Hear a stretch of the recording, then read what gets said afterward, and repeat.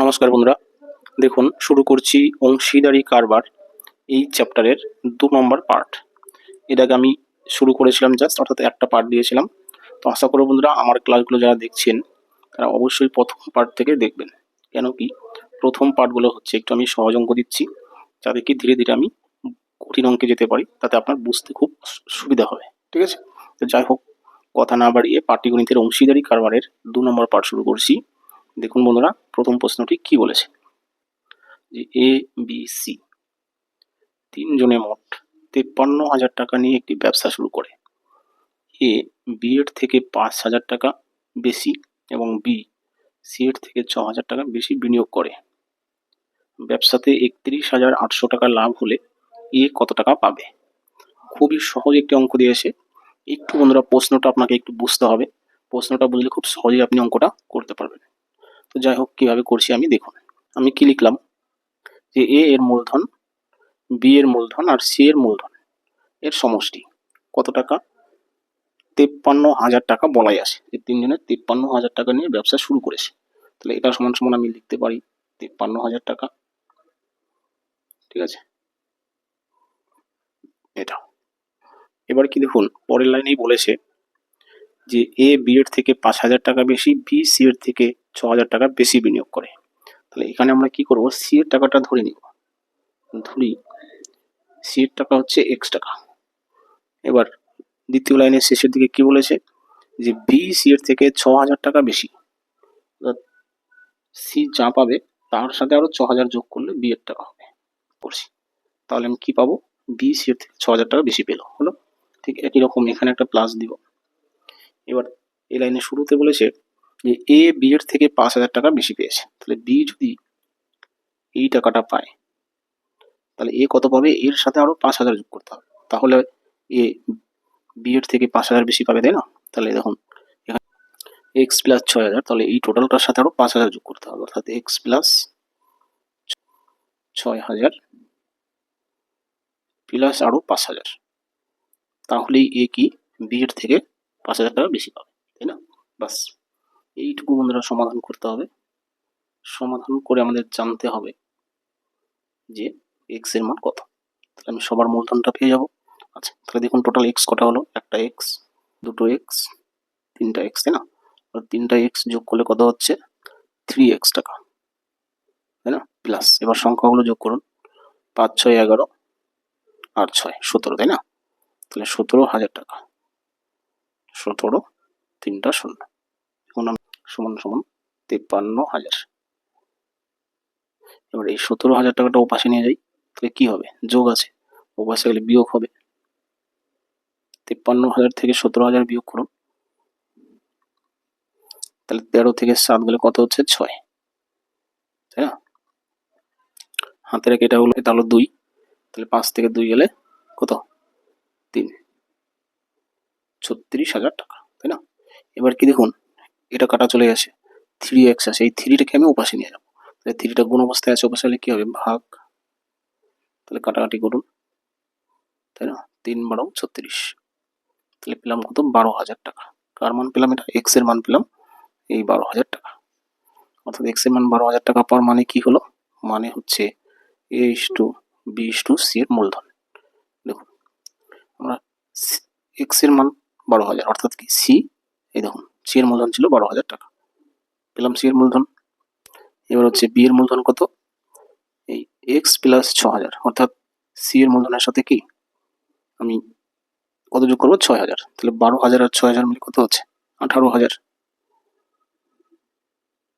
এবার 18,000 সাথে আরো 5,000 যোগ করতে হবে, তাহলে আমরা কি এর মূলধন পেয়ে যাবো, তাই না?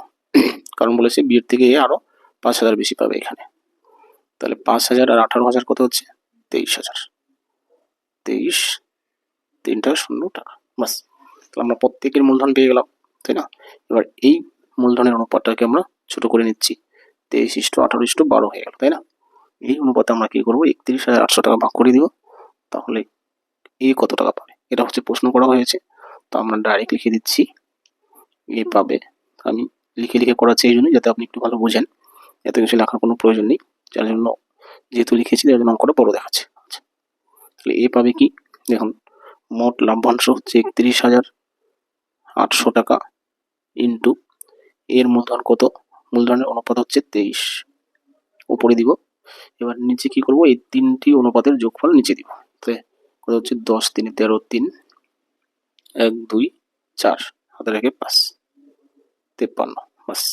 এখন আপনি কাটাকাটি করুন, তাহলেই আমি পেয়ে যাব এ কত টাকা পেয়েছে। হলো? আচ্ছা,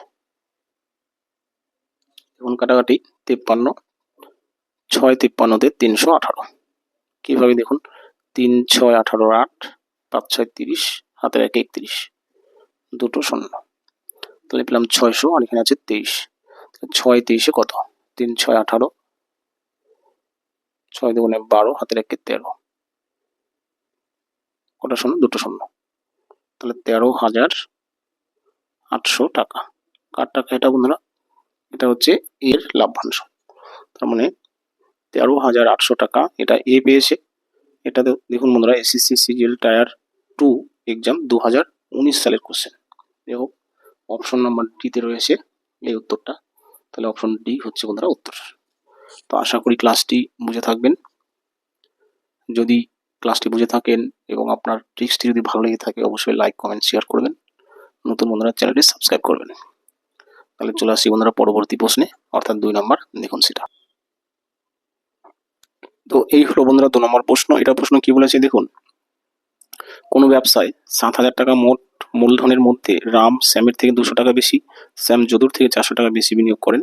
ব্যবসার শেষে মোট 3500 টাকা লাভ হলে রাম কত টাকা লাভ্যাংশ পাবে। দেখুন একই রকম প্রশ্ন প্রায়, তো আমরা একই নিয়মে করব। দেখুন যে বলেছে কি, রাম শ্যাম যদু 3 বন্ধু মোট মূলধন নিয়েছে কত টাকা, 7,000 টাকা। তো এটা সমান সমান আমি 7,000 টাকা লিখে দিলাম, বাস। এবার যা শর্ত বলেছে যে যদু যা টাকা পাবে, ধরে নিচ্ছি যদু পাবে কত, x টাকা, শ্যাম পাবে তার থেকে কত টাকা বেশি, 400 টাকা বেশি। তাহলে এখানে x তো থাকবেই, তার সাথে আরো 400, এটা হচ্ছে শ্যামের টাকা, প্লাস এবার লিখবো রামের টাকা। রাম কত পাবে, শ্যাম যে টাকাটা পেয়েছে তার চাইতেও 200 টাকা বেশি, ঠিক আছে। অর্থাৎ x প্লাস 400 প্লাস আরো 200, ঠিক আছে। এটা হচ্ছে বন্ধুরা রামের টাকা, বাস। এই টাকাটাই সমান সমান কত টাকা, সমান 7,000 টাকা, ঠিক আছে, বাস। এখান থেকে আপনি সমাধান করে x এর মান বের করতে পারবেন। তাহলে দেখুন 1টা 2টা 3টা x মানে 3x প্লাস 4 আর 2 কত, 600, 600 আর 400 মিলে কত, 1,000 টাকা। তাহলে x 1 2 3 3x লিখে দিয়েছি, সমান সমান 7,000। এই 1,000 টাকা উপাশে নিয়ে যান, বিয়োগ হবে। তাহলে 7,000 থেকে 1,000 গেলে 6,000, ঠিক আছে। এই 3 অক্ষে 3, 3 দুগুণে 6, কাটাকাটি করে দিলাম আমি ওপাশে, কারণ কি এখানে গুণ অবস্থায় আছে, ওপাশে গেলে ভাগ হয়ে যাবে, মানে কাটাকাটি। তাহলে x এর মান কত আসলো দেখুন, 2,000, বাস। তাহলে আমরা পেয়ে গেলাম রাম শ্যাম আর যদুর মূলধনের অনুপাত পেয়ে যাবো। কিভাবে পাবো, এই দেখুন x এর মান 2,000, তার মানে যদু পেয়েছিল, যদুর মূলধন ছিল 2,000 টাকা, ঠিক আছে। এবারে কি s মানে কি, শ্যামের মূলধন ছিল 2,000 প্লাস 400, তাহলে 2,400 মানে কি 2,400। এবার শ্যামের কত টাকা হবে, আরো 200 বেশি, অর্থাৎ 2,400 আর 200 কত, 2,600, বাস। এই হচ্ছে প্রত্যেকের মূলধন। এবার কি, এই অনুপাতে ভাগ করে নেবে কিছু টাকা। তাহলে আমরা কি করলাম, অনুপাতটাকে ছোট করে নিলাম। কত থাকলো, 13 দুগুণে 26, 12 দুগুণে 24, 10 দুগুণে 20। তাহলে এই হচ্ছে বন্ধুরা তাদের মূলধনের অনুপাত। এই অনুপাতে কত টাকা ভাগ করে নেবে, 3500 টাকা। তাহলে এই 3500 টাকা থেকে কে পাবে, বলেছে রাম কত টাকা পাবে। তাহলে 3500 টাকা থেকে রাম পাবে সমান সমান আমরা 3500 টাকা লিখবো, ইন্টু বাই দিব। এবার রামের অনুপাত কত, 13, উপরে 13 দিব, নিচে 3টি সংখ্যার যোগফল। 3টি সংখ্যার যোগফল হচ্ছে কত, দেখুন 12 আর 13 মিলে হচ্ছে 25, আর 10 35, 35 হচ্ছে যোগফল। তাহলে কাটাকাটি করুন, 35 অক্ষে 35, দুটো শূন্য, 13 অক্ষে 13, দুটো শূন্য, 1,300 টাকা, ঠিক আছে। তাহলে 1,300 টাকা কে পেলো, রাম। এটাই প্রশ্ন করেছে যে রাম কত টাকা পেলো। দেখুন অপশন নাম্বার এতেই এটা রয়েছে, তাহলে অপশন এ বন্ধুরা উত্তর দিয়ে আসবেন, ঠিক আছে। আচ্ছা, টোটাল ক্লাসটি দেখার জন্য ধন্যবাদ। ক্লাসটি যদি ভালো লেগে থাকে অবশ্যই লাইক কমেন্ট শেয়ার করবেন, নতুন বন্ধুরা চ্যানেলটি সাবস্ক্রাইব করবেন। রাখছি বন্ধুরা, থ্যাংক ইউ।